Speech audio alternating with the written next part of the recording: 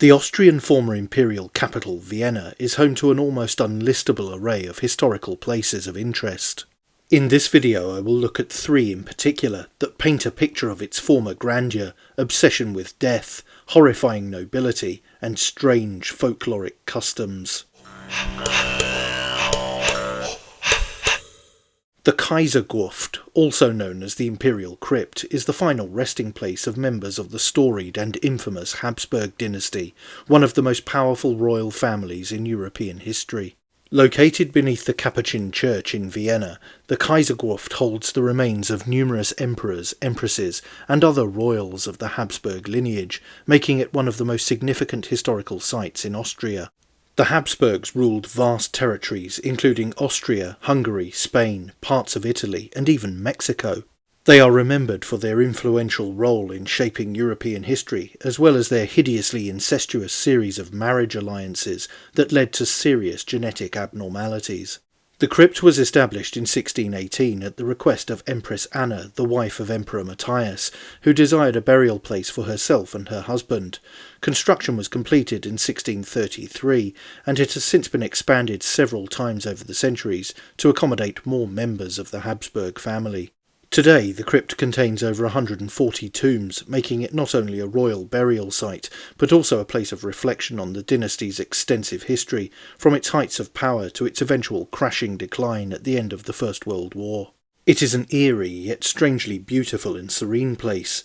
Decorative skeletons leer out of gloomy stillness as you file past the remains of some of the most powerful people to have ever lived. This location is the ultimate memento mori. The design and architecture of the crypt reflect changing tastes and styles over the centuries. The early sections feature Baroque decorations with elaborate sarcophagi adorned with religious motifs, garlands and images of death, symbolising the Habsburgs' belief in their divine right to rule. One of the most striking tombs is that of Empress Maria Theresa, who was one of the most powerful women in 18th century Europe. Her sarcophagus, crafted in the Rococo style, is particularly grand, featuring intricate detailing and allegorical figures. In contrast, the later additions to the crypt, such as the tomb of Emperor Franz Joseph, reflect more sober neoclassical design sensibilities, mirroring the changing attitudes of the time. Empress Elizabeth, commonly known as Sisi, and Crown Prince Rudolf, her tragic son, are also interred here. Sisi's tomb attracts many visitors as she remains a beloved figure in Austrian history due to her apparent beauty, personal struggles, and her assassination in 1898. The crypt's significance goes beyond its role as a burial place. It is a symbol of the power and decline of the Habsburg dynasty, and Austria with it. From playing a pivotal role in European politics for over 6 centuries to being a small, German-speaking rump in Central Europe. Next, we have another site associated with European nobility, at least by birth. However, the actions of the woman who occasionally dwelt behind this door were far from noble. This is Nummer 12 Augustinerstrasse, or number 12 Augustin Street for those who paid attention in high school German. And this was the Viennese residence of Elisabeth Bathory de Exed, better known as the Blood Countess. The house is located in Vienna's historic First District, close to notable landmarks such as the Augustinian Church, the Hofburg Palace, and the looming presence of St. Stephen's Cathedral. Owning property here symbolised status and influence. While Countess Bathory is more famously linked with her Kacici Castle in present-day Slovakia, this address in Vienna would have served as a city residence for her visits to the imperial capital. Given her powerful connections and noble standing, it is likely she used the residence for both personal and diplomatic reasons. After her husband's death in 1604, rumours began to spread about the Countess's behaviour. She was accused of luring hundreds of young peasant girls to her castle in present-day Slovakia under the pretence of employment. She was then said to have subjected them to extreme torture, eventually killing them. The most sensational claim was that she bathed in their remains to maintain her youth and beauty, earning comparisons with Vlad the Impaler and leading to later observers to refer to her as Countess Dracula.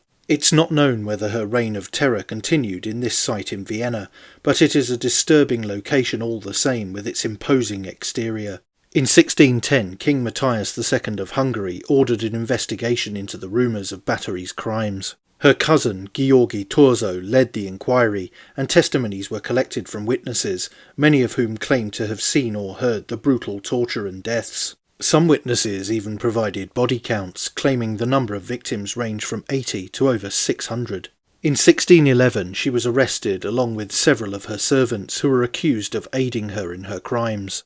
Ultimately she was immured, a horrendous way to be dispatched, being bricked up into her own castle's walls. A lingering suggestion is that the charges were trumped up as part of political machinations to remove her from the board. Regardless of the truth of the case, her name lives in infamy. The final Viennese oddity is an object of a bizarre superstition with a satanic legend attached to it. The Stock im Eisen Nagelbaum is a remarkable historical artifact located in the heart of Vienna.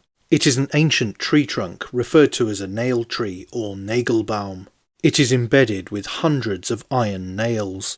The trunk is situated in a glass case on the corner of Stock im Eisenplatz and is adjacent to the Stephansplatz in Vienna's city centre near St. Stephen's Cathedral.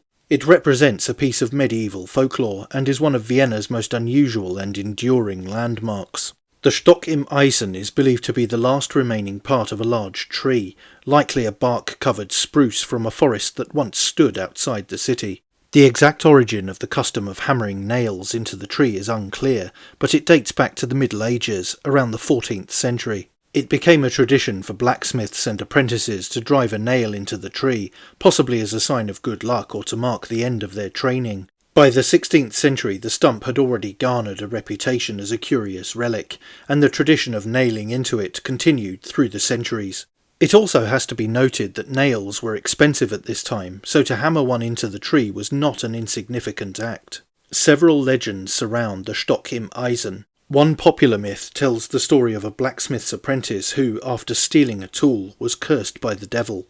To break the curse he drove a nail into the tree, which then became a tradition for other craftsmen seeking protection or good fortune.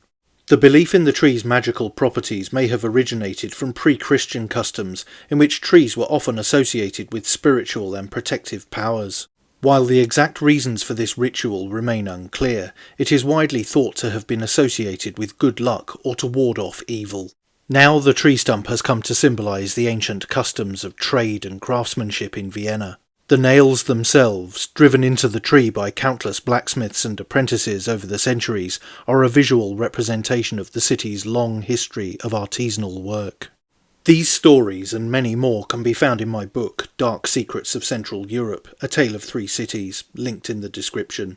But for now that's it for this video. Don't forget to like, share and most importantly subscribe, and you can also support the channel on Subscribestar via the link in the description or via YouTube Super Thanks. Thanks for watching.